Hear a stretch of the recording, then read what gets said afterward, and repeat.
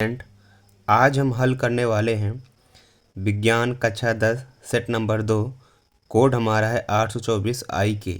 उसमें हम केमिस्ट्री के क्वेश्चन को हम सॉल्व करेंगे। तो पहला क्वेश्चन हमारा है, निम्नलिखित अपक्रिया के लिए संतुलित रासायनिक समीकरण लिखिए। तो पहला है लेड नाइट्रेट को गर्म करना। यहाँ पर कहा गया है कि लेड नाइट्रेट को गर्म करते हैं तो क्या होगा। लेड नाइट्रेट को गर्म करते हैं तो यहाँ पर क्या होगा। तो लेड नाइट्रेट का फार्मूला क्या होता है, PbNO3। ये क्या होता है, लेड नाइट्रेट। अब इसको क्या करेंगे, हम गर्म करेंगे। गर्म करेंगे तो होगा क्या, यहाँ पर ये इसके दो अणु लेने पड़ेंगे, 2 मोल लेने पड़ेंगे हमको यहाँ पर। तो इसको गर्म करेंगे तो हम ये लेड ऑक्साइड यानी PbO लेड ऑक्साइड और प्लस में ये NO2 और O2 में टूट जाएगा।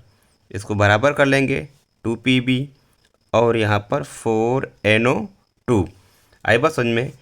अब सेकंड हमारा है, सेकंड नंबर कि एथेनोइक अम्ल की सोडियम कार्बोनेट से अपक्रिया। एथेनोइक अम्ल की सोडियम कार्बोनेट से अपक्रिया। तो एथेनोइक अम्ल यानी CH3COOH, ये क्या है हमारा, एथेनोइक अम्ल है। अब इसकी अपक्रिया किससे करेंगे हम, सोडियम कार्बोनेट से। किससे, सोडियम कार्बोनेट से, यानी Na2CO3। ये क्या है, सोडियम कार्बोनेट है। अब यहाँ पर क्या होगा, अब यहाँ पर निर्माण होगा यहाँ पर 2CH3COONA और प्लस में पानी, और यहाँ पर एक गैस निकलेगी, कौन सी है, कार्बन डाइऑक्साइड गैस। अब तीसरा नंबर हमारा यहाँ पर है, जिंक की सिल्वर नाइट्रेट से अपक्रिया। जिंक की सिल्वर नाइट्रेट से अपक्रिया। तो यहाँ पर हम जिंक धातु ले रहे हैं और प्लस में क्या ले रहे हैं, सिल्वर नाइट्रेट यानी AgNO3। ये क्या है, सिल्वर नाइट्रेट है। अब इसकी अपक्रिया करेंगे तो इसकी अपक्रिया के लिए यहाँ पर 2 अणु लेने पड़ेंगे हमको, किसके, सिल्वर नाइट्रेट के। अब यहाँ पर जिंक अपक्रिया करेगा NO3 से, तो ये होगा ZnNO3 का ट्वाइस, ZnNO3 का ट्वाइस और प्लस में 2Ag।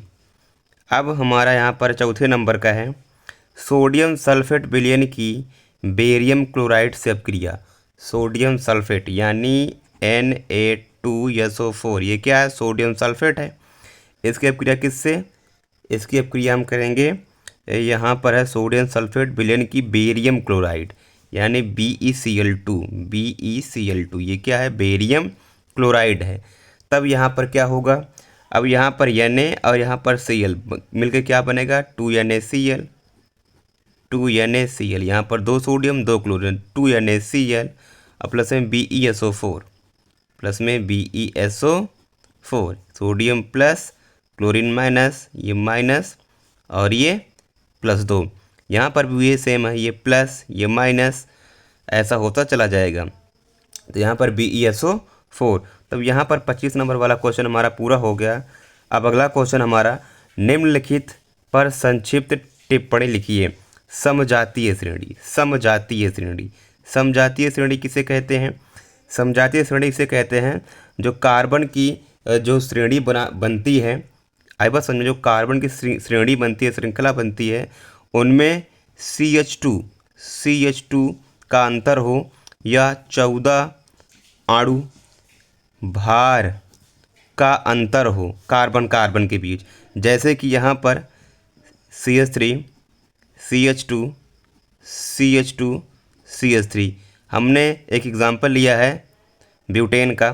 तो यहाँ पर देख पा रहे हैं कि इन 2 कार्बन के मध्य में कितना अंतर है, CH2 का अंतर है। अणुभार कितना है इन दोनों का, इनका अकेल 14 है। तो कार्बन कार्बन के बीच में ऐसी श्रृंखला जिनमें CH2 का अंतर हो, वो क्या कहलाती है, समजातीय श्रेणी कहलाती है। आई बस समझ में, क्या कहलाती है, समजातीय श्रेणी कहलाती है।